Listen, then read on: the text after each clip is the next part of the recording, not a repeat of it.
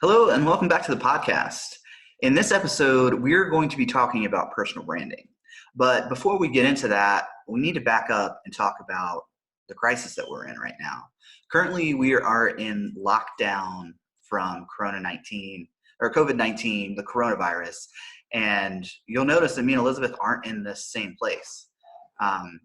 Even though we're doing social distancing, business is still moving on, and this applies to your job search as well. In fact, I would say that this month couldn't have been even more timely because personal branding is something that you don't have to be in a networking event to actually pull off. There are a few different tactics that we're going to talk through in this podcast about how you can build a personal brand that's going to catch the eye of hiring managers and potentially lead to your next analytics job.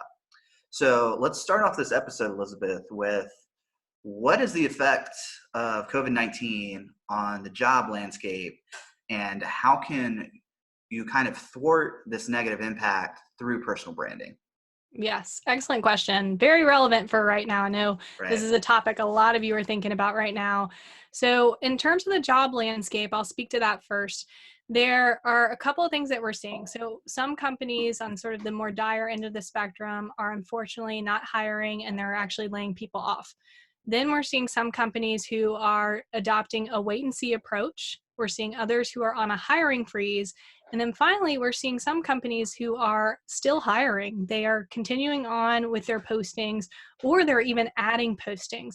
So there are certain sectors of the economy, certain industries that are actually adding positions right now or continuing to hire. And some of those things that we're seeing in terms of adding are things like tobacco and alcohol, which is funny and interesting. The toilet paper industry too?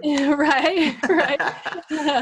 Online retail for sure. So things like your Amazon, health retail. So there are a couple of sectors in the economy that you could target at this particular stage.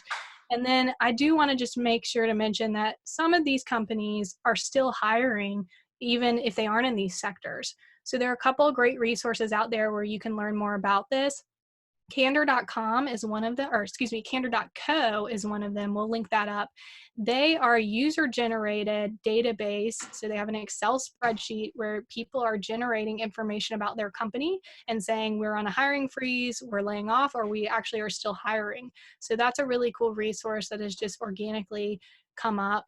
And then another one that I would recommend is the data market or smart market data. We'll link that up too. They are doing a macro analysis of the economy, and they are telling you which sectors are most impacted and which sectors are actually still hiring or growing, increasing their job postings. So that's a really fascinating thing to look at, especially from an analytical perspective. But then beyond that, I mean, you asked about personal branding. So certainly, I think now more than ever, it's important that you have a strong personal brand as a professional. And when I'm talking about a personal brand, I mean LinkedIn, your profile there, I mean your resume, and I also am talking about your cover letter. And you want to make sure that these are really targeted right now. You want to make sure that you go in, look at job descriptions for the jobs you're interested in, look at industry information, and then put keywords on these documents based on those job descriptions in those industries. And then I would mention too, now's a great time for you to do some things like brush up on your skills, and do things like take an online course or take a course on Udemy or LinkedIn or get a certification. So if you're wanting to brush up on your technical skills or even learn a new technical skill, now is a great time to do that, and can be something that you put on those application documents to enhance your personal brand. Yeah, I mean, I can speak to LinkedIn personally. I have, shameless plug incoming, I have a new Tableau course that's going to be published within the next few weeks on LinkedIn Learning. And, something that I'm telling my students is that LinkedIn is kind of like your resume that's on like social media. Like that is a great tool. It's almost like a lead magnet. You have opportunity coming into you because of what you're putting out. If you're ranking on search terms, if you're, showing up in different user groups or different like groups on LinkedIn, that's a great way to find a potential employer, or maybe network with someone who could then refer a job to you. Yeah, absolutely. That's a great point. I think that in addition to having your profile ready to go and having good keywords and having your headline strong and a strong about you section, all of that good stuff, strong experience and skills, you also can use LinkedIn to continue to comment or post things yourself or like things or be in groups. It certainly is a way that you can brand yourself as someone in the industry, somebody in the field, and can be a way for you to find opportunities, whether that is organically people coming to you or you going to people and reaching out and saying, hey, let's jump on a Zoom phone call, whatever it might be. So I think you can absolutely use LinkedIn as part of your personal brand beyond just your profile. You can go in and comment, like things, maybe even take courses, maybe even post yourself. Yeah, and something that I wanted to touch on too, um, LinkedIn courses especially are great because they provide micro certifications. I don't think I've talked about this on the podcast yet, but about a year and a half ago, I joined Greensboro College's advisory council, and I've been advising them on rolling out an analytics minor program where I'm going to be teaching. And one of the things that the dean was really interested in was getting some type of certification. So if you take a LinkedIn course, it doesn't have to be mine, although I mean I would very much love it to be. You can, once you finish it, it's going to show up on certifications in your LinkedIn profile page. So that means that you actually have some proof that you have spent time and energy on that, which I think we've talked about this in one of the past podcast episodes, that it's a risk that an employer is taking by hiring you because they don't know if you actually have the skills that you said you have. So those micro certifications are a great way of getting that pulled off. Yeah, you can use certifications or you can get certifications and put them on your profile. That's a great thing to do. Right. So what does personal branding mean when we're talking about job seekers? Yeah, so I would say what this means is how you're showing up as an applicant. And so typically we're talking about your resume, your cover letter, and your LinkedIn profile. Now, personal branding does extend a little bit into how you show up when you're networking and how you show up when you're interviewing, but we're going to save that for past podcast episodes. So we talked a lot about networking in episodes 10 through 14. And then in the future, we'll talk about interviewing. So stay tuned for that for next month. But for now, let's think about personal branding as your resume, your LinkedIn profile, and your cover letter. Great. So, I mean, we've already kind of touched on this a little bit, but what can you do in the digital era, which is very relevant for COVID-19, to create a personal brand? So I think we are really lucky that we live in a digital area, especially right now with COVID-19 going on, because this is something that you can continue to do. You can continue to do some personal branding, even if you're not meeting with anybody in person at the moment. And so a couple of things I want you to be doing in terms of your digital presence, your personal brand online. First and foremost, LinkedIn. We've talked a lot about that, but make sure you have a strong profile. And if you want more information about what to include on your profile, how to use LinkedIn, check out episode 13. We talk about that pretty extensively. Then beyond that, certainly you can do things like have a Tableau public profile, or even have your own website where you have your portfolio. And I believe, John David, you talked about having a portfolio recently in one of our videos. So that's Mhm. another way you can have a presence online. Yeah, we interviewed Michael Galarnik, who he's got a data science blog that gets about 200,000 hits every month. And he, I mean, he's like one percenter in terms of like actually building a solid, not only a solid portfolio, but also marketing it well.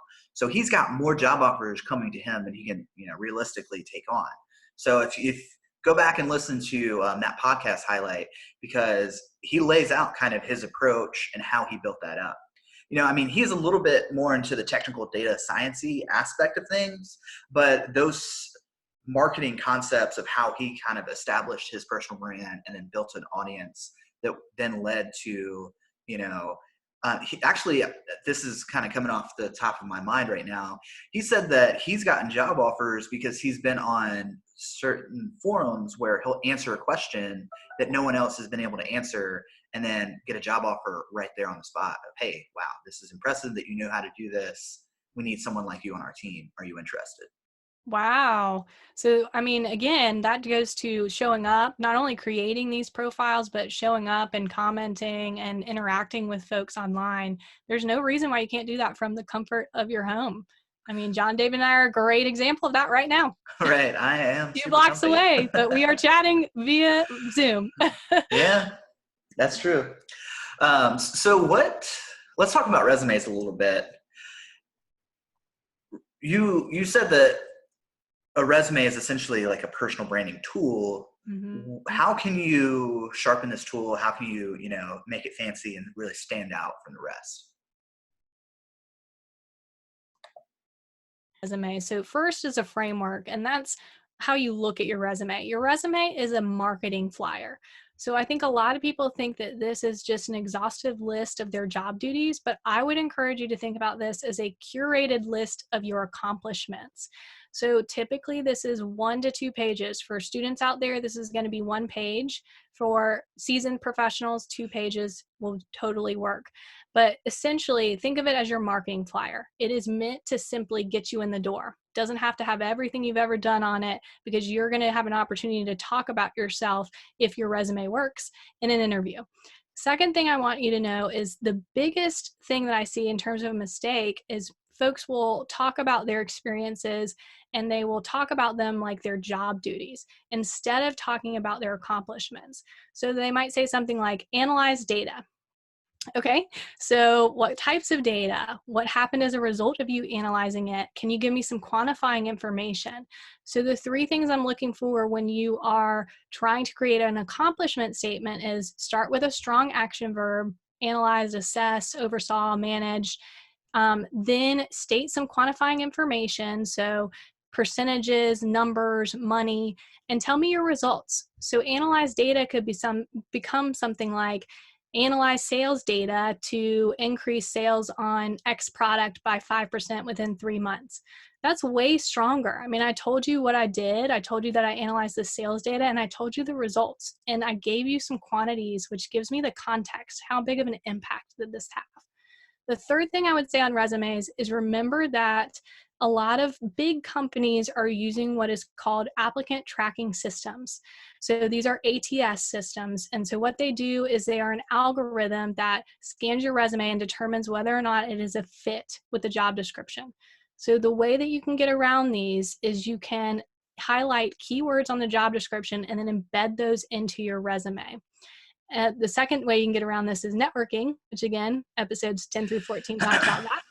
But, if you want to do it with a keyword embedding, that's a really great way to do this as well.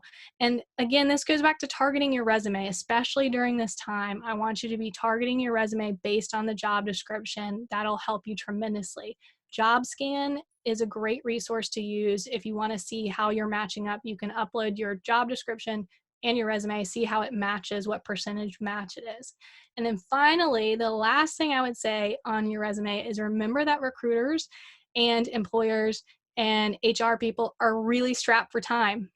They're seeing hundreds of applications.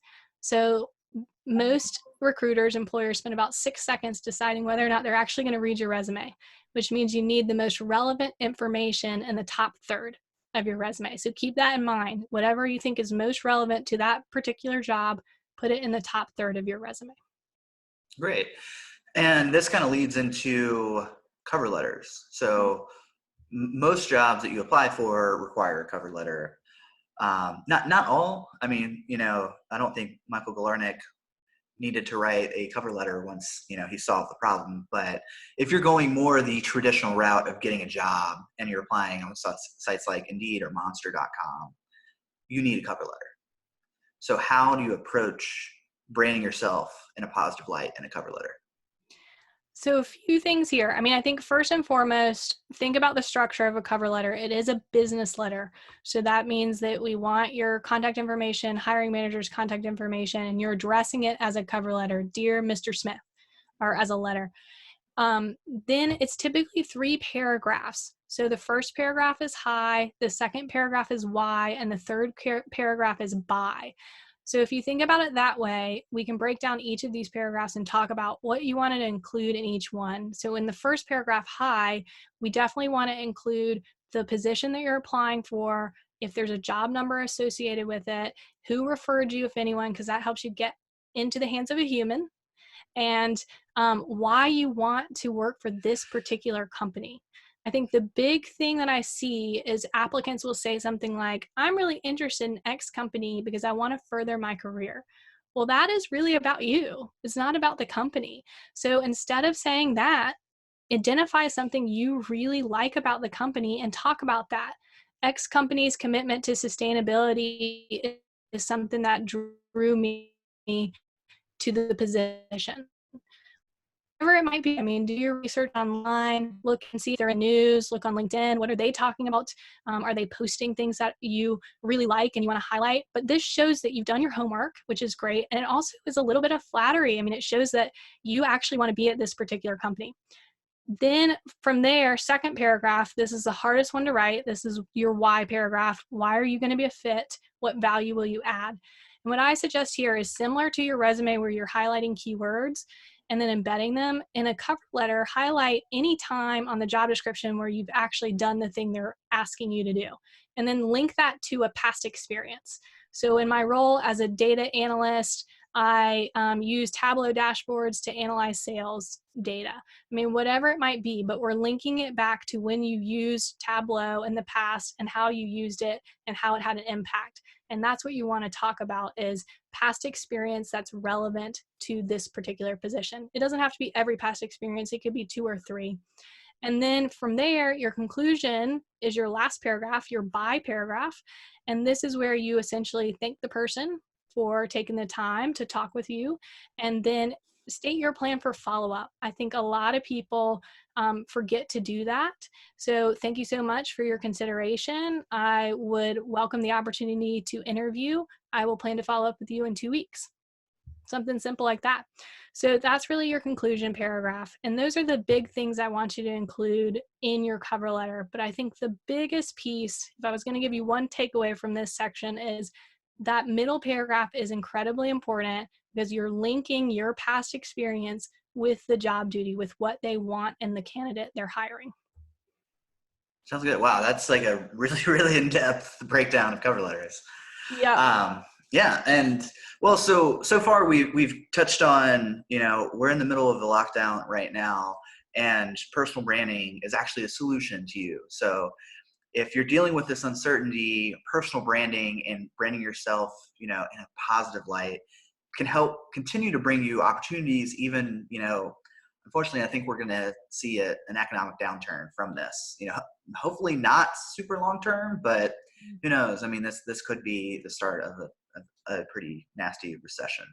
Right. So, do you have any thoughts on that? Of like how do you cultivate your career and proactively, advance yourself during times of uncertainty? I think that the big thing here is, as you mentioned, it's super uncertain and we don't have any control over that. We don't. That's the reality. But we do have control over how we respond and what we do. And so this is a wonderful time for you to update your resume, for you to update your LinkedIn profile, to start posting, to start liking and commenting on things, to update your cover letter, to create really targeted documents, and even practice interviewing on Zoom. I mean, you can record yourself on Zoom and see what you look like.